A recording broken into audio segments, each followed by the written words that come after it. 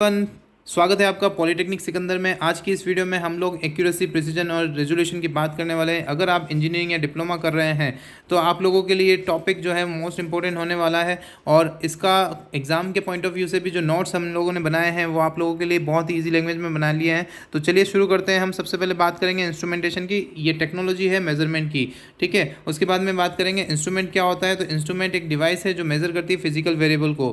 फिर हम बात करते हैं मेजरमेंट क्या होता है। तो मेजरमेंट एक टेक्निक है in which the property of the objects are determined, मतलब किसी भी ऑब्जेक्ट की प्रॉपर्टी को डिटरमाइन करते हैं by comparing them to the standard quantity. किसी भी स्टैंडर्ड क्वांटिटी के साथ में उसको कंपेयर करके हम उसकी प्रॉपर्टी को डिटरमाइन करते हैं, तो वही कहलाता है मेजरमेंट। अब हम बात करते हैं परफॉर्मेंस कैरेक्टरिस्टिक्स की। तो परफॉर्मेंस कैरेक्टरिस्टिक्स में एक्यूरेसी, प्रिसीजन और रेजोल्यूशन, ये तीनों चीज़ें आती हैं। और भी बहुत सारी चीज़ें आती है, स्टैटिक भी होती है कैरेक्टरिस्टिक्स और डायनेमिक कैरेक्टरिस्टिक्स भी होती है। तो यहाँ पर हम बात कर रहे हैं एक्यूरेसी की। तो एक्यूरेसी क्या है? It is an ability of the instrument to measure the accurate value.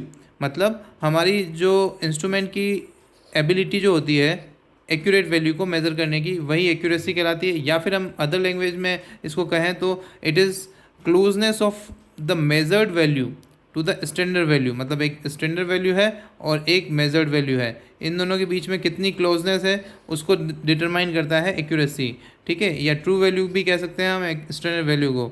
Degree of exactness मतलब क्लोजनेस, इसको अदर लैंग्वेज में अगर अपन बात करें तो degree of exactness of a measurement compare to the expected value, मतलब डिज़ायर्ड वैल्यू के साथ में कितना क्लोज है। तो यहाँ पर आप देख सकते हो कि ये दोनों थोड़ा सा दूर है और ये दोनों बहुत पास पास हैं। मतलब हमारी ट्रू वैल्यू को मैंने रेड कलर से इंडिकेट किया और हमने जो मेजर्ड की वैल्यू उसको हमने ब्लू कलर से मेज़र किया है, इंडिकेट किया हुआ है। तो यहाँ पर देखो लो एक्यूरेसी कहा है और इसको हमने हाई एक्यूरेसी वाला कहा है। आई होप ये आपको क्लियर हो गया होगा। प्रिसीजन की बात करें तो रिप्रोड्यूसिबिलिटी जो होती है हमारी मेजरमेंट की, मतलब एक ही मेजरमेंट को हम बार बार अगर कर रहे हैं और उसमें वैल्यू हमारे पास में सेम आ रही है तो उसकी जो प्रिसीजन है वो बहुत ही हाई है। मतलब degree to which successive measurements differ from one another, मतलब कितना डिफरेंट है सक्सेसिव मेजरमेंट जो है उसका, ठीक है। यहाँ पर हम कहें कि दो या मोर वैल्यूज जो है of a measurement are close to each other, कितनी क्लोज हैं एक दूसरे से। अब यहाँ पर मैंने एक एग्जांपल के तौर पे बताया हुआ है कि हमने जो रेड मार्क किया है बीच में, उस रेड मार्क को हमने कहा है कि ये ट्रू वैल्यू है, और जो ग्रीन मार्क्स जो हैं हमारे वो हमने मेजर्ड वैल्यू कहा है, ठीक है। तो अगर मेजर्ड वैल्यू ट्रू वैल्यू के बिल्कुल पास पास में आ रही हैं तो हमारी जो एक्यूरेसी है वो भी हाई है और प्रिसीजन भी हमारा क्या है, हाई है। क्योंकि सारी की सारी वैल्यू जो है एक दूसरे के बहुत बहुत करीब हैं, तो प्रिसीजन जो है बार बार अगर मेज़र कर रहे हैं तो पॉइंट्स में वैल्यू बहुत पास पास है। अब यहाँ देखो सारी वैल्यूज़ पास पास हैं तो इसका प्रिसीजन तो हाई है लेकिन एक्यूरेसी जो है वो पुअर है, क्योंकि इसका जो ट्रू वैल्यू है उससे जो इसकी दूरी है वो ज़्यादा है जो पहले वाले कंपेयर में। अब यहाँ पर तीसरे एग्जाम्पल में देखें तो प्रिसीजन सही नहीं है, एक्यूरेसी अच्छी है क्योंकि ये पास पास तो हैं वैल्यूज़ किसके, ट्रू वैल्यू के, लेकिन ये आपस में जो है एक दूसरे से दूर हैं। तो ये दूरी जो है इसकी वजह से प्रिसीजन इसका इतना अच्छा नहीं है। अब यहाँ देखो प्रिसीजन तो पुअर ही है लेकिन एक्यूरेसी भी पुअर है, तो क्योंकि आपस में एक दूसरे से जो दूरी है वो तो ज़्यादा ही है और यहाँ पर जो ट्रू वैल्यू है उसके साथ में जो दूरी है इसकी मेजर्ड वैल्यू की वो भी ज़्यादा है। तो ये जो कंपैरिजन हम करके देखते हैं तो इससे हमें एक्यूरेसी और प्रिसीजन का आइडिया लग जाता है कि क्या होता है एक्यूरेसी और प्रिसीजन। अब हम बात करते हैं रेजोल्यूशन की। तो रेजोल्यूशन जो है वो smallest change in the measured variable to which an instrument will respond, मतलब बहुत छोटा सा चेंज हम अगर करें और जो हमारा इंस्ट्रूमेंट है वो रेस्पॉन्ड कर दें। जैसे फॉर एग्जांपल मैं 1 kg जो है मेज़र कर रहा हूँ किसी स्केल पर और 1 kg वापस बढ़ाऊंगा तभी मेरा स्केल जो है वो 2 kg इंडिकेट करेगा। तो इसका मतलब उसका 1 जो है वो इसका रेजोल्यूशन है।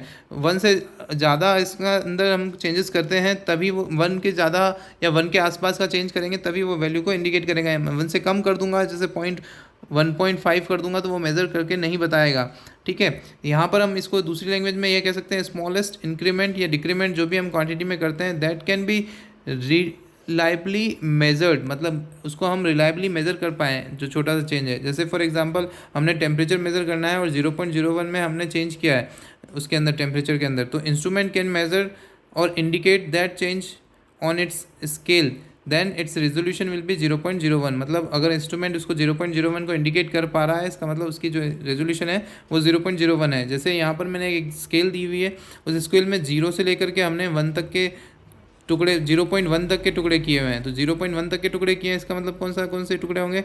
0.01, 0.02। तो इसमें जो हर एक जो इंडिकेशन, हर एक लाइन जो है वो 0.01 को इंडिकेट कर रही है। इसका मतलब हमारा जो सबसे स्मॉलेस्ट पार्ट है वो कितना है? 0.01 है। इसी का जो रेजोल्यूशन भी कहलाएगा वो कितना कहलाएगा? 0.01 ही कहलाएगा। आई होप ये आपको समझ में आ गया होगा कि इस रेजोल्यूशन जो होती है वो स्मॉलेस्ट चेंज जो हमारा इंस्ट्रूमेंट मेज़र कर पाए वही हमारा क्या कहलाता है? रेजोल्यूशन कहलाता है। तो यहाँ तक के लिए हम तीनों टॉपिक को कवर कर चुके हैं और आने वाले टॉपिक्स हम इंस्ट्रूमेंट के कंप्लीट करेंगे। तो बने रहें पॉलीटेक्निक सिकंदर के साथ में। और अगर आपने अभी तक चैनल को सब्सक्राइब नहीं किया है तो चैनल को सब्सक्राइब कर लेना, बेल आइकन को दबा लेना। पीडीएफ अगर चाहिए तो कमेंट में हमें पीडीएफ लिख करके भेज दें, तो हम इसकी पीडीएफ भी प्रोवाइड कर देंगे ताकि आपके नोट्स कवर होते जाएंगे। थैंक यू, विदा लेता हूँ।